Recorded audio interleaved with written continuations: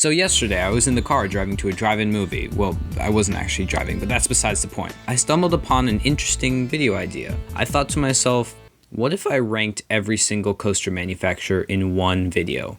And then I thought to myself how long that video would be and immediately shut that idea down. However, when I got home, I couldn't stop thinking about the idea of ranking every single coaster manufacturer. So I decided I would split them up into 3 miniature videos. Today will be part 1 of the series on ranking every single coaster manufacturer, or almost every. Today we'll be looking over the bottom 8, in the next video we'll talk about the middle 8, and in the last video we'll go over the top 7. I don't know if I'll do these in consecutive uploads each week, but who knows, maybe I will. So without further ado, let's begin with our last place manufacturer. Togo is really bad. To me, Togo feels like a combination of the worst parts of all the manufacturers. They have just god-awful restraints like Intamin, really bad transitions like Aero, and they're as boring as a typical B&M looper. There's really nothing good about them. First, let's talk about those restraints. The first thing I would like to point out are these things. Yeah, you see those? Those are the stupidest things I have ever seen in my life. All they do is inconvenience you in every way. They stop airtime, they neck bang, they're uncomfortable, they suck. That's it, they just suck. I have no idea who designed them, but they shouldn't be allowed to do anything related to coasters again. They are so bad. They are one of the worst restraints in the coaster, and there is no reason for them to be there. I honestly have no idea why they're there. They're just there. It's so... I need to take a minute, guys. I just gotta take a second. That was unscripted. Like, that wasn't even the script. It was just pure rage.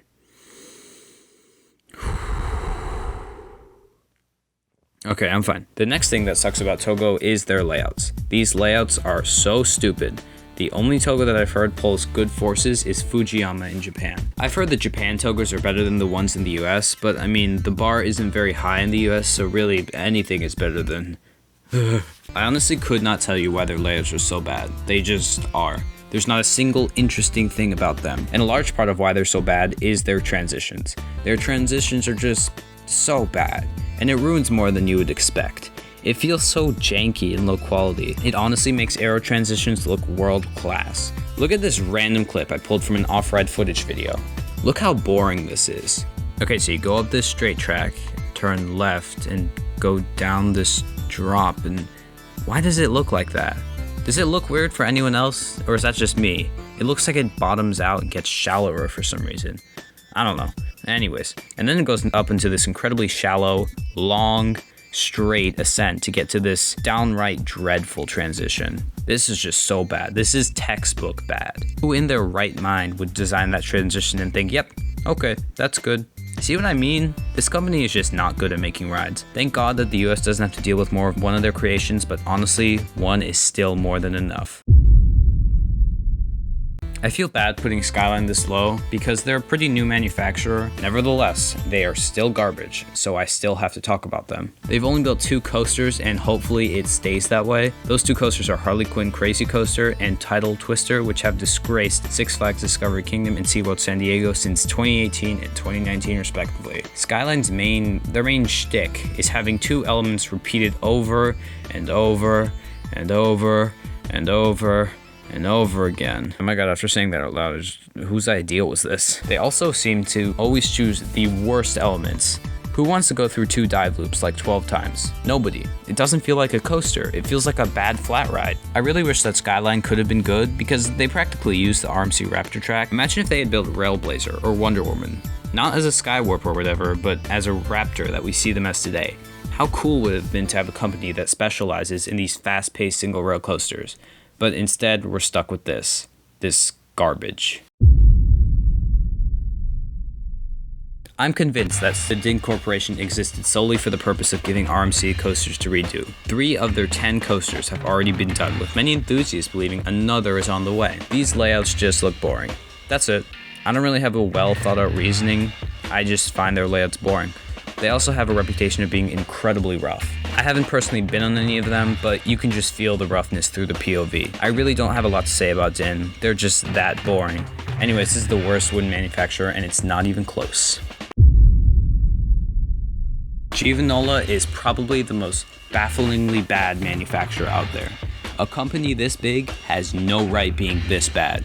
While they only built 3 coasters, they were the track supplier for B&M, one of the best manufacturers, yet all of their coasters still suck. How does that happen? You're telling me they didn't pick up a single thing from one of the best manufacturers they worked for about coaster design? Nope. Not a dang thing. It really sucks that Giovanola built Goliath and Titan because both Magic Mountain and Over Texas would really benefit from B&M Hyper. Over Texas needs another big thrill coaster to complement New Texas Giant, and while Mr. Freeze sort of fits that bill, a B&M Hyper would do a lot better. And come on, if Magic Mountain had a B&M Hyper, that would just be awesome. It would really round out their lineup and give them much needed airtime. Giovanola's rides are just really boring and they don't do what they're meant to do. I mean, I don't really know what they're meant to do. This is actually the only manufacturer that I'm truly glad went out of business. I don't really ever want to see manufacturers go out of business. The theme park industry is actually pretty tough, so any company brave enough to try is good enough for me. However, when they come onto the scene with a model that takes business away from the superior model, that's when I have an issue.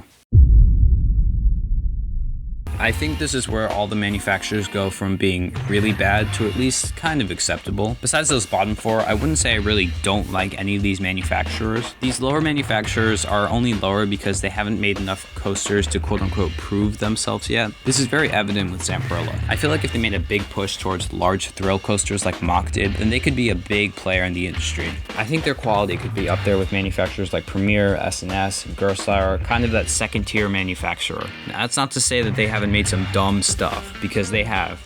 In fact, they've made some really stupid stuff. I think other than their Maurer model, they have a pretty clean track record for coaster quality. I know there's not a huge gap in quality between kiddie coasters, but for what it's worth, I do think they make the best ones. I hope they continue to push into the thrill market. They can make some pretty cool stuff with the Thunderbolt model, and although it hasn't caught on yet, I feel it probably could, and if it did, it would spread really fast. This is going to shock a lot of people. I actually don't think Maurer is that bad. I know a lot of people will hear that and immediately click off the video, but whatever, man. I can't please everyone. Maurer basically makes spinners, X-coasters, and the Hollywood Rip Ride Rocket. In a recent video I said the Incredible Hulk was my first big coaster. Well, that's not entirely true. Well, the Hulk was the one that I really enjoyed and really made me an enthusiast. My first big coaster was just 2 days earlier. It was the Rip Ride Rocket. I know most people love to hate this coaster, but I actually don't think it's that bad. Now, I know there are a lot of block breaks, but if you can look past that, you can find a pretty good ride. You got a great first drop, a massive non-inverting loop, a vertical lift hill, building interactions, and a bunch of other things. It's a fun ride, especially with the onboard audio. I haven't actually ridden any Maurer spinners, but from what I've heard, they're the best spinners besides the extreme spinners from Mach, and apparently they actually leave you dizzy. That's a crazy thought. What if spinning coasters actually left you dizzy? Finally, the X coasters. The X coasters look like the Skyrocket 2 if it wasn't launched. Who doesn't want that? I hear a lot of hate towards Maurer, and it's really only because of the Rip Ride Rocket. I don't know. I wouldn't hate a manufacturer just because you don't like one ride that's actually not that bad. But that's just me. You do you. Chance is just very mediocre. They don't have any terrible coasters, but they don't have a lot of standout ones either. I think their best ride is probably Lightning Run at Kentucky Kingdom, but even that isn't really considered an elite coaster. I really wish they build more Hyper GTXs. I think other layouts could be pretty cool, and out of all the manufacturers, that's probably the failed concept I wanted to catch on the most. And yes, I do say failed, because I do believe the Hyper GTX failed. In fact, it failed miserably. Only one was installed. That's worse than the Vekoma Flying Dutchman, a ride notorious for being a complete and utter failure. Since then, they've gone back to making family coasters, and they are not really good at that. So guys, we made it. It's the last manufacturer for the video, and honestly, I couldn't be happier. I'm really tired. I want to go to sleep. To me, Zierer feels like Zamperla if they actually tried. For some reason, their tower coasters seem a lot like Zamperla's Thunderbolt coaster. Oh, and maybe that's because they're actually both pretty much like the Eurofighter. Anyways, Zierer makes some pretty good stuff, but they struggle with the same issues that a lot of these lower manufacturers struggle with. Quantity. Their quality is there. Their rides are pretty good, but when they've only made 2, 3, I don't know, 2.5 major thrill coasters. It's really hard to rank them higher than where they are. Honestly, I was surprised that they even made it this far. With a collection that's mostly filled with family and kiddie coasters, number 16 isn't a bad spot. Revolton looks like a well-themed, fun family coaster, Impulse is a perfect fit for Knoebels, and Wicked looks like a unique experience that feels very much like a thing that only Zierer would do. Like I said, if they had more rides of this quality, they would probably be a lot higher, but they don't, unfortunately.